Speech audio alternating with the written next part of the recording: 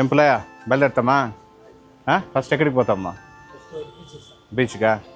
సరే అట్లయితే. Hi Hasni. Hi దీక్ష. Hi చెప్పు. ఎక్కడికి పోతాం ఇప్పుడు మనము? క్యాండలిం beach.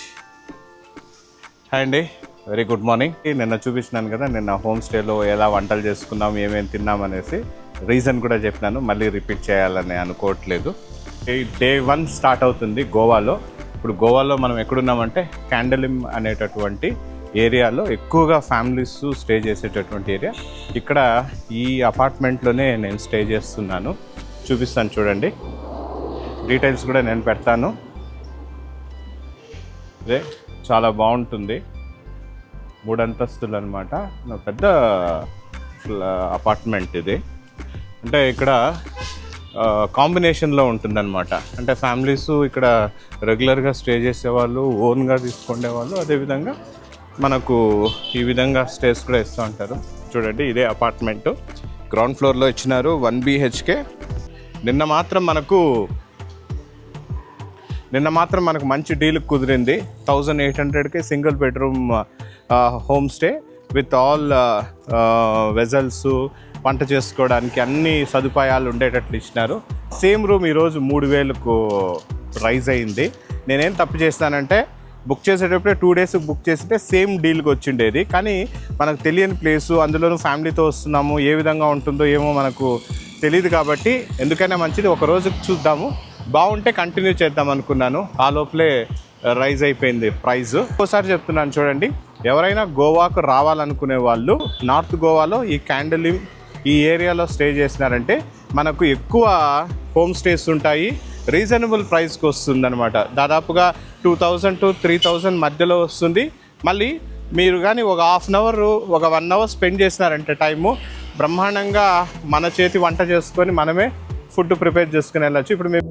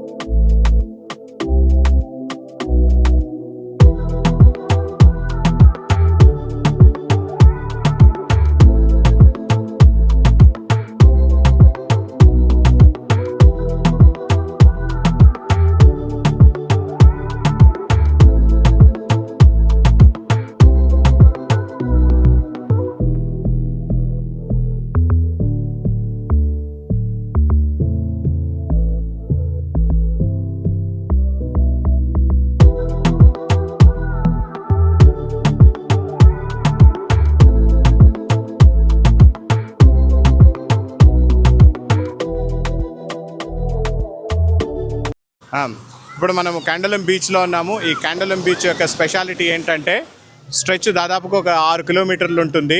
Fort Aguada, one of the historical fort అయినటువంటి ఫోర్ట్ అగోడాకు సౌత్లో స్టార్ట్ అయ్యి, అదేవిధంగా ఈ కలంగూడ బీచ్కు ఎంట్రన్స్ వరకు ఉంటుంది ఒకే స్ట్రెచ్లో. సన్ రైజు సన్సెట్కు ద బెస్ట్ ప్లేస్ అనమాట. మీరు కానీ గోవాకు వచ్చినట్లయితే, నార్త్ గోవాలో ఉంటే సన్ రైజు సన్సెట్ చూడాలంటే ఈ బీచ్కి రావాల్సిందే. అందులోనూ వాటర్ గేమ్స్కి వచ్చి ఇది హబ్ అని చెప్పుకోవచ్చు. ఉండేటటువంటి అన్ని బీచ్ల్లో కన్నా మనకు ఈ క్యాండలిం బీచ్లో వాటర్ గేమ్స్ చాలా ఎక్కువగా ఉన్నాయి. చూస్తున్నారంటే చూడండి, రకరకాలైనటువంటి వాటర్ గేమ్స్ మనకి ఇక్కడ అవైలబిలిటీలో ఉంది. సో డోంట్ మిస్, మీరు గోవాకు వచ్చినారంటే క్యాండలిం బీచ్ ఖచ్చితంగా విజిట్ చేయాల్సినటువంటి మస్ట్ విజిట్ బీచ్ అనమాట. మన నామ్ మోహన్. హనుమాన్. మన నామ్ మోహన్. చూడండి, వీళ్ళిద్దరూ ఇప్పుడు మనకు ఇక్కడ సీట్ ఇచ్చినారు, తీసుకొని ఇక్కడ మనం కూర్చొని రిలాక్స్గా ఈ వేవ్స్ను మనము బాగా ఎంజాయ్ చేయొచ్చు. అదేవిధంగా సీ వ్యూ అనేది బాగుంటుంది, ప్రశాంతంగా ఇక్కడ రిలాక్స్ కావచ్చు, చిల్ కావచ్చు.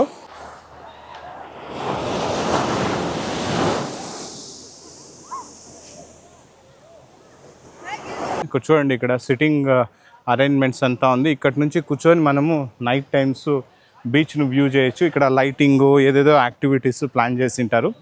ఇక్కడ చూడండి, డిఫరెంట్గా ఉంది. Parasailing, jet ski, bumper ride, boat ride, dolphin trip, ఇవన్నీ కూడా ఈ రేట్స్ ఇచ్చినారు 2000, 5000 ఈ విధంగా ఉంది. సో మీకు కావాలంటే ఇక్కడ టికెట్ తీసుకొని ఇక్కడ నుంచి మనం వెళ్ళొచ్చు. సో చూడండి పారాచూట్లో కూడా ఇక్కడ ఏమేమి యాక్టివిటీస్ ఉన్నాయి నేను అప్పుడే చూపించినాను కదా, దాన్ని బట్టి ఇప్పుడు చూడండి పారాచూట్లో ఇదొక టైప్ ఆఫ్ అడ్వెంచరస్ గేమ్స్ అన్నమాట. వాటర్ గేమ్స్లో ఇదొక వన్ ఆఫ్ ద గేమ్స్.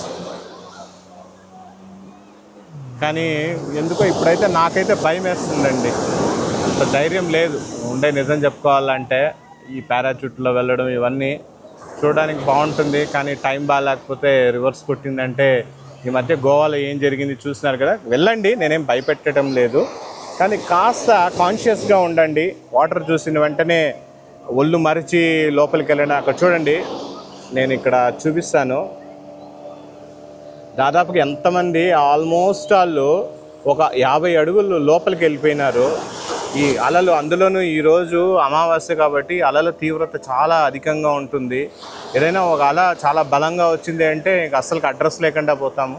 అందువల్ల నా ఫ్యామిలీని చూడండి, దాదాపు ఎడ్జ్లోనే వాన్ చేస్తూ ఉన్నాను. కొద్దిగా నాకు నీళ్ళంటే భయమే అండి. ఫామ్ హౌస్లో, రిసార్ట్లో ఒంటరిగా జీవిస్తాను.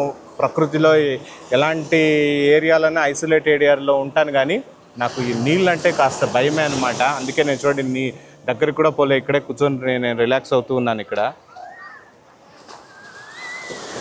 చూడండి, అక్కడ చూడండి వాళ్ళిద్దరు అయితే రియలీ భయం వేస్తుంది.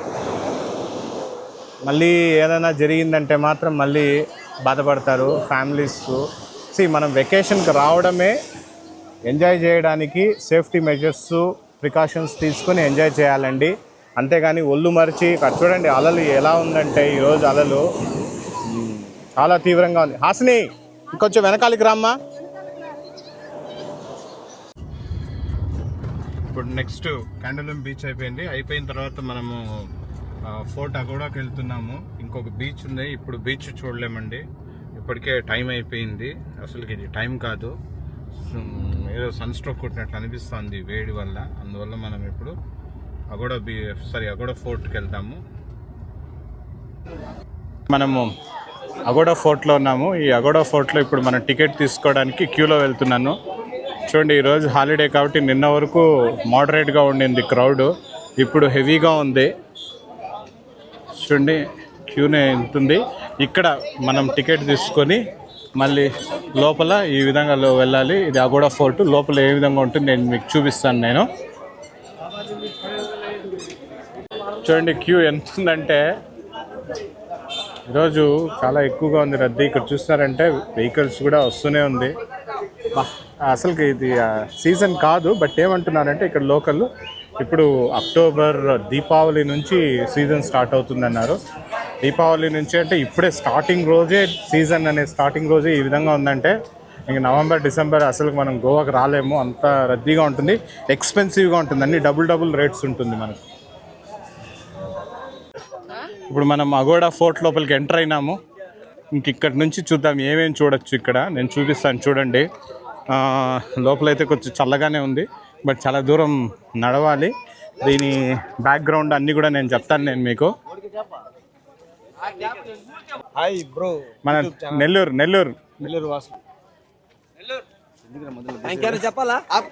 చెప్పండి, ఎప్పుడు వచ్చినారు? ఒక నిమిషం, తెలుగు వాళ్ళు నెల్లూరు నుంచి వచ్చినారు. ఎప్పుడు వచ్చినారు మనం అడిగి కనుక్కుంటాం. ఎప్పుడు వచ్చినారు? 2 days అవుతుందా? ఎక్కడ స్టే చేస్తున్నారు? శ్రీకాంత్ అని మన తెలుగు వాళ్ళే ఉన్నారు. చూసారా, చూడండి నెల్లూరు అంటేనే ఎవరు ఆయన శ్రీకాంత్? ఇది పెట్టుకో తమ్ముడు, దేనికైనా శ్రీకాంత్ అనే చూసి కొన్ని నమ్మే శ్రీకాంత్ అని నమ్మండి, మొత్తం తిప్పి చూపిస్తాడు అంతే. తోపు మామూలు తోపు కాదు, తురుమే. కాకపోతే అయితే దర్శనం వీడు ఎడో దూరంగా ఉంటాడు, మళ్ళీ చూపిస్తా ఉంటాడు. దైవం శ్రీకాంత్ ఏదో తేడాగా ఉందేంటి? ఛానల్ ఏమేంటి? సముద్రాల అందరూ సబ్స్క్రైబ్ చేసుకోండి. మీరు చేసుకోండి, మేము చేసుకుంటాం, ఖచ్చితంగా చేసుకుంటాం. Thank you. మనము నార్త్ గోవాలో ఉండేటటువంటి అగోడా అనేటువంటి ఫోర్ట్కి వచ్చినాము. ఈ ఫోర్ట్ యొక్క ప్రత్యేకత ఏంటంటే పోర్చుగీస్ వారు 1612లో దీన్ని నిర్మించినారు. అంటే డచ్ మరియు మరాఠా దండయాత్రల నుంచి కాపాడుకోవడానికి ఒక డిఫెన్స్ స్ట్రాటజిక్ పాయింట్గా కూడా వాళ్ళు దీన్ని కన్సిడర్ చేస్తున్నారు. అందులోనూ ఇక్కడ ఒక పెద్ద వాటర్ బేస్, ఏషియాలో డ్రింకింగ్ వాటర్ బేస్ ఉండేదంట. ఎందుకు అంటే యూరోప్ నుంచి వచ్చేటటువంటి నౌకలను ఇక్కడ స్టాప్ చేసి ఇక్కడ త్రాగునీరును ఫిల్ చేసుకుని వెళ్ళేవారనేసి మనకి చరిత్ర చెప్తుంది. అందులోనూ అగ్వాడా అంటే డచ్లో జలమయమైనటువంటి ప్రదేశము, వాటర్ బేస్ ఉండేటటువంటి ప్రదేశం అనేది మనకి చరిత్ర చెప్తుంది. ఎండ ఎక్కువగా ఉంది. నెక్స్ట్ చూద్దాం రండి. సో ఇదన్నమాట దీని క్లుప్తంగా సంక్షిప్తంగా ఈ కోట యొక్క చరిత్ర. నెక్స్ట్ మనము అగ్వాడా మ్యూజియం, ఒకది జైల్ కన్వర్టెడ్ యాజ్ మ్యూజియము లేకపోతే వైస్ వర్సాను, అక్కడికి వెళ్ళి చూద్దాము. ఆ లోపల కింద పడిపోతామో ఏమో తెలియదు, అట్లుంది పరిస్థితి. ఎట్లుంది శృతి?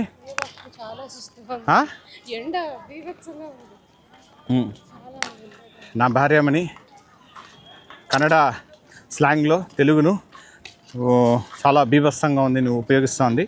అదండి చూద్దాం. ఇప్పుడు మనం ఎక్కడున్నామంటే ఇప్పుడు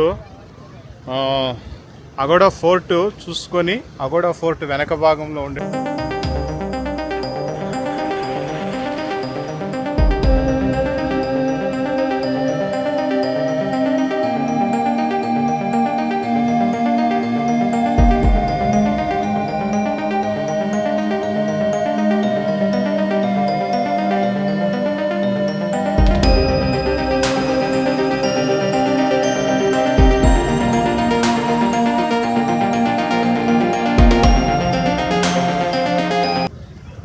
ఇక్కడ చూసినారంటే చూడండి, ఆ కాలంలో ఫిరంగులు అనేది ఏ విధంగా ఉపయోగించేవాళ్ళు.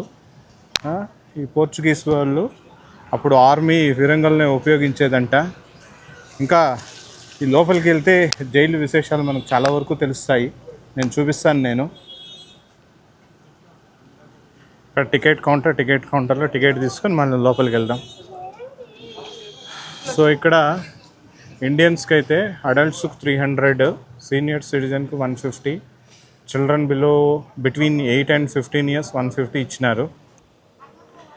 ఇప్పుడు మనం ఈ అగోడా జైలు లోపలికి వచ్చినాము. దీన్ని మ్యూజియం అని కూడా అంటారు. ఇప్పుడు మనం దీని చరిత్ర గురించి కొద్దిగా తెలుసుకుంటామండి. ఈ అగోడా కోటలోని కొంత భాగాన్ని ఏం చేస్తున్నారంటే పోర్చుగీస్ వారు జైలుగా కూడా దీన్ని ఉపయోగించినారు. విషయం తెలుసా మీకు? 2015 వరకు గోవాలో ఇదే ప్రధాన జైలుగా ఉండిందంట. తర్వాత దీన్ని క్లోజ్ చేసినారు. అగోడా కోటలో వెనుక భాగంలో ఉన్న ఈ జైల్లో ఉన్న ఈ మధ్య కాలంలోనే మ్యూజియంగా కన్వర్ట్ చేసినారు. మ్యూజియంకు ముందు 2015 వరకు గోవాలో అతిపెద్ద జైలుగా దీన్ని పరిగణించేవారు. ఇక్కడ ఈ జైల్లో ప్రముఖ స్వాతంత్ర సమరయోధులు, జాతీయ భావాలు ఉండేటటువంటి వ్యక్తులను పోర్చుగీస్ వారు బంధించి శిక్షించినటువంటి ప్రదేశంగా దీన్ని పేర్కొంటారు. చరిత్రలోకి వెళ్తే 17వ శతాబ్దంలో దీన్ని జైలుగా కొంత భాగాన్ని, కోట నుంచి కొంత భాగాన్ని తీసి జైలుగా మార్చినారు. పోర్చుగీసు వారి యొక్క ఈ క్రూర పాలనకు వ్యతిరేకంగా గోవా ఉద్యమం అనేది ప్రారంభమైంది. మన భారత ఆర్మీ ఏం చేసిందంటే 1960s పోర్చుగీస్ వారి నుంచి గోవాను విముక్తి చేసి భారతదేశంలో కలిపింది. అంతవరకు ఈ జైల్లో ఉండేటటువంటి ప్రముఖ జాతీయవాదులు, స్వాతంత్ర సమరయోధులందరినీ విడిపించి భారతదేశంలోకి స్వేచ్ఛగా వాళ్ళను ఆహ్వానించింది. ఇది ఈ జైలు యొక్క చరిత్ర. ఈ చరిత్ర చెప్తుంటేనే ఒక రకంగా రక్తం ఉడికిపోతుంది. అంటే ఇన్ని క్రూరాలు చేసినారా ఈ పోర్చుగీస్ వారు అని మనకు అనిపిస్తుంది. అంతసేపు మనం ఏం చేసినాము, అక్కడ కోటలో ఎందుకు ఆ కోటను నిర్మించినారు అంటే ఆ కోటను మరాఠా మరియు డచ్ దండయాత్రలను తట్టుకోవడానికి కోటను నిర్మించినాము అన్నాము. ఇప్పుడు వీళ్ళు అంటే ఎవరైతే ఈ పోర్చుగీస్ వారు ఉన్నారో వీళ్ళు మన ఇండియాకు వచ్చి మన గోవా ప్రాంతంలో చాలామంది జాతీయవాదులను, స్వాతంత్ర సమరయోధులను అతి క్రూరంగా శిక్షించినటువంటి ప్రదేశంగా కూడా దీన్ని పేర్కొంటారనమాట. ఇదండి సంక్షిప్తంగా, క్లుప్తంగా ఈ జైలు యొక్క చరిత్ర మనం తెలుసుకోవాల్సిన విషయం.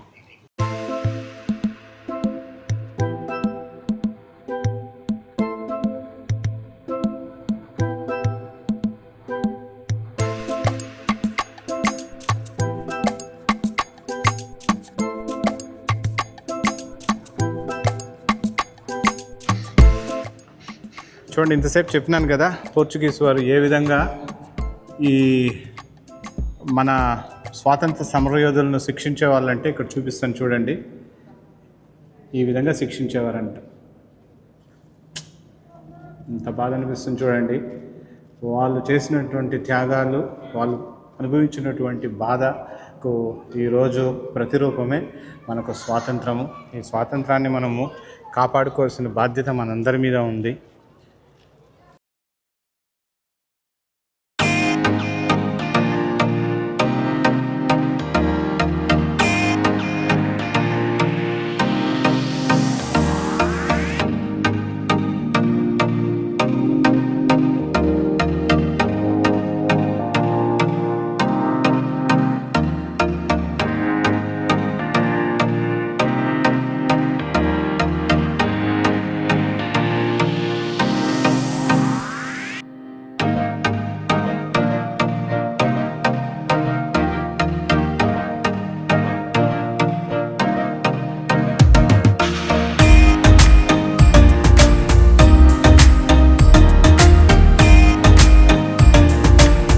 చేసుకొని వచ్చినాం. ఆ వంట చేసుకొని వచ్చిండేటటువంటి ఫుడ్ను ప్యాక్ చేసుకొని వచ్చినాం ఈ విధంగా కంటైనర్స్లో. ఇప్పుడు ఇక్కడ లంచ్ చేస్తూ ఉన్నాం మనం. శాంతంగా ఉంది ఇక్కడ చూడండి.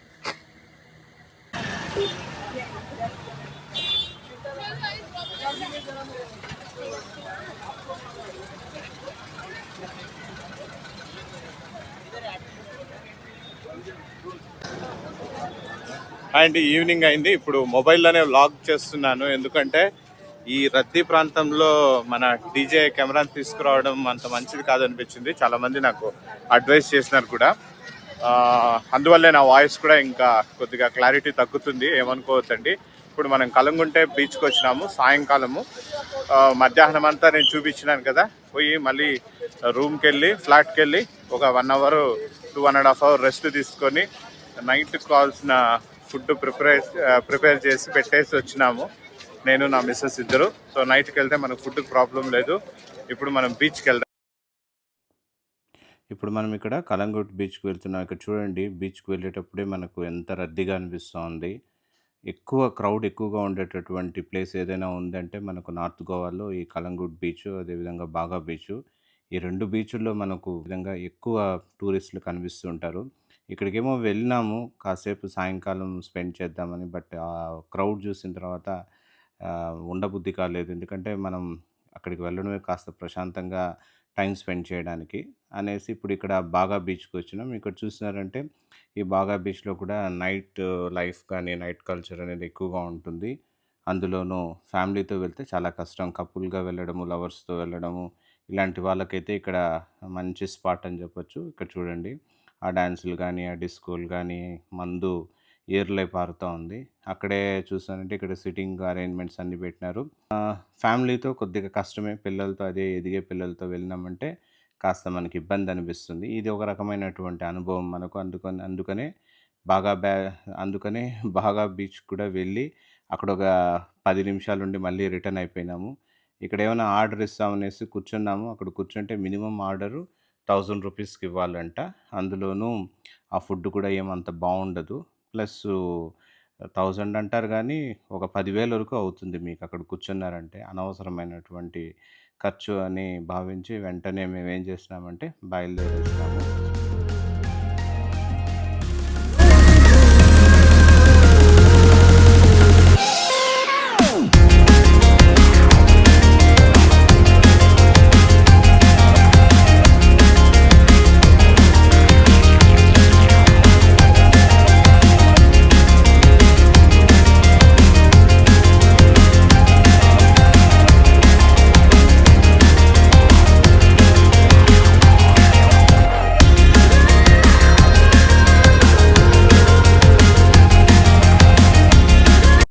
అంటే ఈ మ్యూజిక్ ఇవన్నీ చూసేసి వెంటనే మనం రిటర్న్ అయిపోయినాం. రిటర్న్ అయ్యి వెళ్తుండే క్రమంలో ఇక్కడ ఈ షాప్స్ అన్నీ మీకు చూపిస్తున్నాను చూడండి.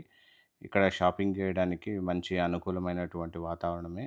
కొద్దిగా మీరు బార్గెయిన్ చేసినారు అంటే మంచి రేటుకి అన్నీ దొరుకుతుంది. చూస్తున్నారంటే అక్కడ చూడండి, బాగా బీచ్ దగ్గర ట్రాఫిక్ ఏ విధంగా జామ్ అయింది.